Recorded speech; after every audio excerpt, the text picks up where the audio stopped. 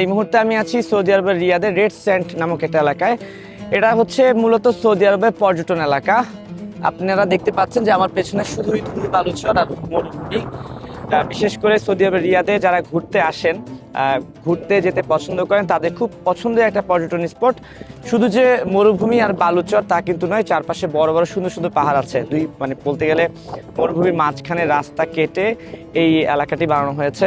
এখানে আসলে আপনি ঘুরতে পারবেন। যে জিনিসটা আমি দেখাতে যাচ্ছি যে মরুভূমি একদমই, এবং দুশো আপনার চলে যাবে শুধু মরুভূমি আর মরুভূমি। এখানে শুধু সৌদি আরবের নাগরিকরা যারা বাংলাদেশি আছে কিংবা বিভিন্ন দেশ থেকে যারা আসেন, তারা কিন্তু এখানে ঘোরাঘুরি করতে আসেন মূলত।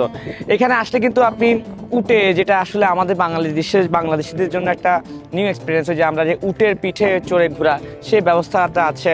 তারপর এটাকে মনে হয় দাব্বাব বলে। ছোট ছোট গাড়ি আছে, সেই গাড়িগুলো নিয়ে আপনি চাইলে একেবারে 1 ঘন্টার জন্য মরুভূমি পর্যন্ত নিজের মতো করে চালিয়ে চালিয়ে ঘুরতে পারবেন। ভাড়া নেওয়া হয়েছে 50 রিয়াল।